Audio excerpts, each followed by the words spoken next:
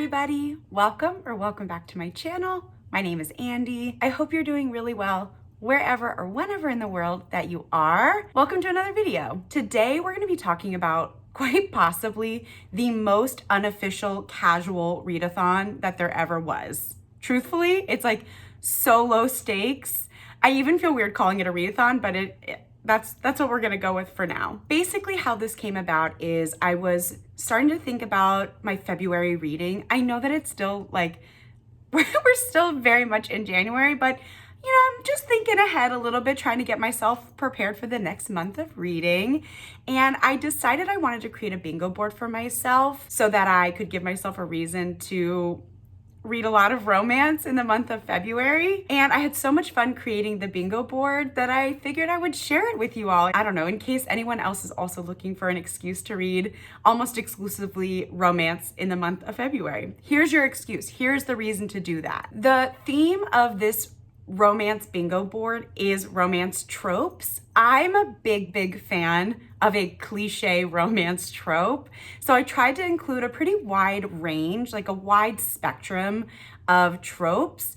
I think they'll hopefully apply to as many subgenres within romance as possible. I also created a blank bingo board. So if you wanted to participate along with me, like in the spirit, but you wanted to tailor your bingo board to something different, I have linked down in the description box, like a Google Drive, I guess, with the official bingo board and then the blank bingo board if you want to participate. I realize I haven't introduced what it's called. I'm calling this the I Love Love Readathon / bingo board game. I don't know. Like I said, it's really casual. I might be the only one who does it, but if not, if you decide that you want to join or participate, don't forget to tag me on here on YouTube or on Instagram, because I'd love to see what prompts people decide to read or like what books they pick up, if they get any bingos. There's no prizes, there's no points. Like I said, it's very low stakes, very chill.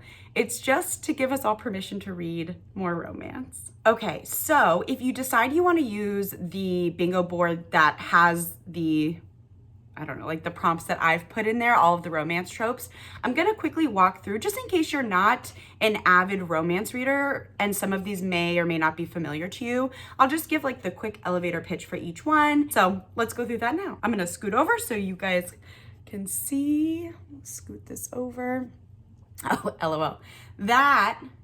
Okay, so my little tangent, side note, my sister is really into crochet and she is so talented, and she makes, of course, like clothes and those cute itty bitty things, like itty bitty creatures, but she made me a killer whale. Killer whales are one of my favorite animals, and so it's so special. It stays on my bed. Okay, anyways. Okay, here's the bingo board. And I'm just gonna kind of, go through them. All right, our first trope is friends to lovers. This is a pretty iconic one. You know, this is one where two friends kind of gradually realize their romantic feelings for each other, but this could also include like childhood friends to adult lovers or kind of anything in that spectrum. I feel like there are a million books that could apply to this. This is like a really iconic one. Hopefully everyone's heard of this trope. The next trope is the forbidden or taboo trope, and I'm thinking of a romance where the two lovers are like not supposed to be together for some kind of external barriers or constraints of some kind. But I'm also thinking about this as including kind of those like taboo or like eek, might not be everybody's cup of tea, or like really pushing the limits to like what is okay or not okay. So that could be like non-biologic siblings, maybe if there's a power imbalance in the relationship, like doctor-patient, maybe clergy, maybe cheating, just like some of those taboo dynamics. You know? The next prompt is second chance, and this is like former lovers who had to go their separate ways for whatever reason, and them kind of rediscovering or rekindling their love or relationship. I don't typically like this trope, but Before I Let Go by Kennedy Ryan is one of my faves from this past year, 2024, and very much is this trope. So there's a recommendation if you need it. Editing, Andy here. I realized I skipped over a slow burn trope, and All that means is a romance that develops gradually over time. I feel like an author who does slow burn really well is Mariana Zapata. So if you need a recommendation, there you go. The next trope is insta love. And this is like that instant love, instant attraction, love at first sight kind of vibe. This is not my favorite trope, but I'm gonna try to push myself. Like maybe there's a book out there that I might actually like or that does this trope really well that feels believable. If you have any recommendations, let me know. The next one is office romance, and this is, of course, like coworkers who fall in love. You could include like a boss-employee situation. That also would be totally fine. One that comes to mind, also by Kennedy Ryan, is Real. Also a great book. Okay, the next one is a trapped together romance. This is like really leaning in that forced proximity realm. And this is like when two people are unexpectedly pushed in very close proximity, and it could be anything like they're stuck in an elevator, they're snowed in. Yeah, anything like that. Okay, this is a little bit more of an obscure romance trope, but it does exist. Amnesia romance. And this is where one of the characters has lost their memory, leading to like a very unique dynamic. And you know what?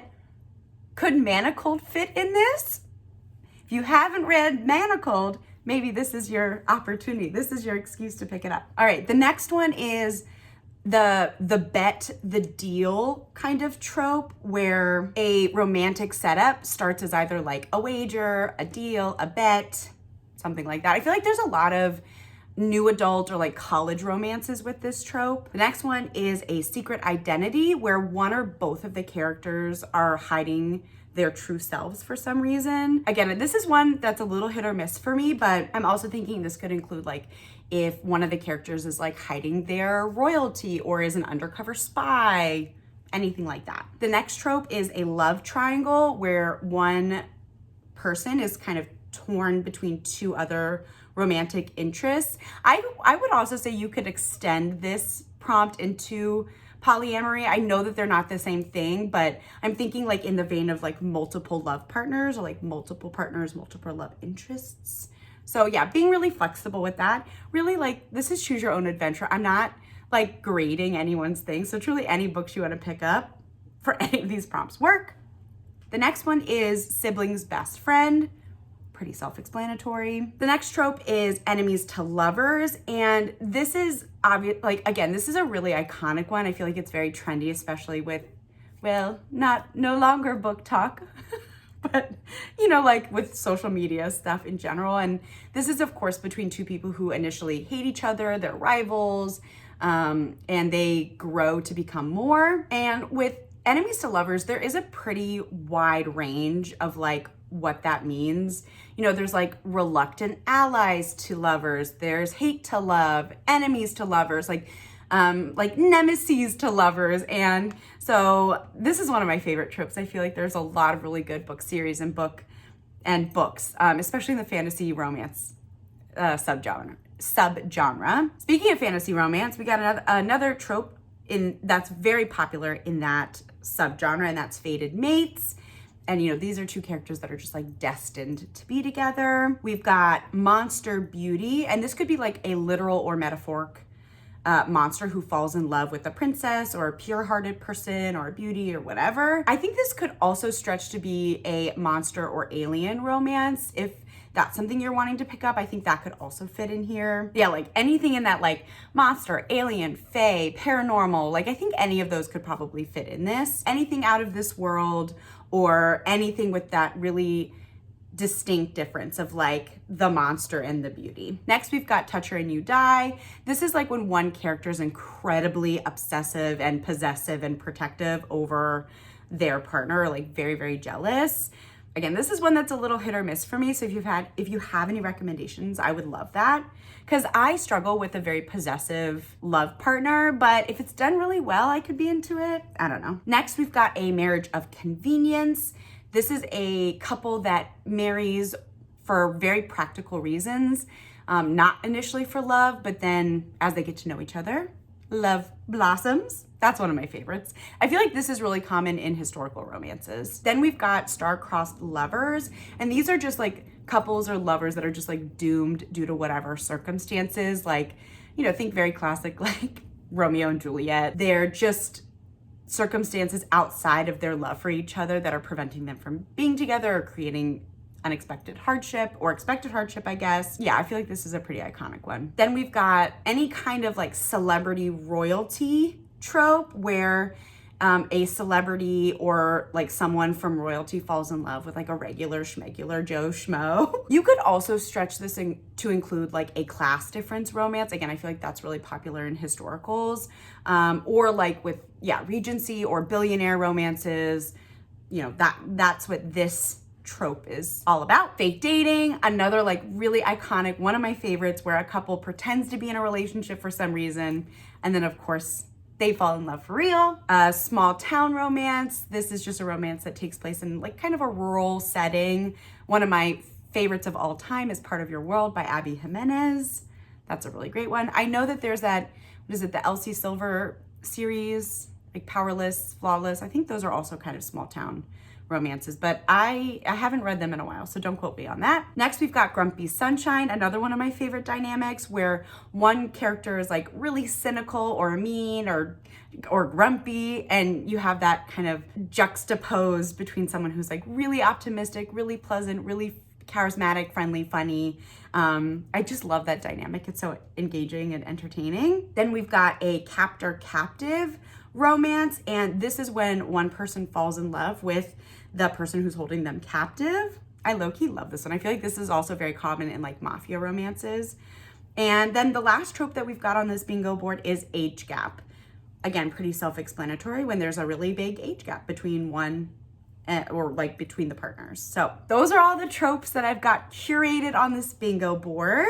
I come back center. Like I originally said, I created this bingo board because I was really craving an excuse to read like exclusively or as much romance as I possibly could. But I also know one of my reading goals is to read diversely. And so even though I might not be reading the most diversely across genres in the month of February, I want to make sure I'm prioritizing other kinds of differences, like reading BIPOC stories or LGBTQIA stories, maybe romance books that are translated or from authors from other countries. Maybe I'll look into reading books in different formats. Like, just I still want to keep that in mind as I'm reading the same genre. I mean, there's also a lot of subgenres within the romance bubble, and so that's also where I could try to diversify my reading a little bit. Maybe I could think about different publishing years. Yeah, like I'm already thinking about lots of ways to bring diversity into my reading, even if I'm only doing romance. Yeah, I just like cannot wait. I love romance. I love reading romance. I love talking about romance. And yeah, this just gives me an excuse to do exactly that. Also, be sure to let me know if I've left out any of your favorite tropes, because I tried to include as many as I could think of. I didn't do any research. These are just like the ones that I know of that I read or that I come across pretty often. So yeah, let me know if I missed any of your favorites, or if you create a bingo board and they're like completely different tropes, make sure you like tag me somehow so I can see, so that maybe I can pick up some romance like outside of the typical tropes that I find myself reading over and over again. And who knows, maybe I'll come back every February to this I Love Love Readathon, but we'll like elevate it, or maybe it can evolve into something bigger next year. But I'm just dipping my toes in like hosting a readathon, because I just don't think I have it in me to do too much more. But if you have ideas on how we could expand this, yeah, let me know. DM me or send me an email or leave a comment down below. That's it for today. If you made it this far, leave a heart emoji or let me know what your favorite romance tropes are. If you haven't already, consider doing all the YouTube things like liking and subscribing. It really helps my channel out. And yeah, happy reading. I'll see you guys in the next video soon. Bye.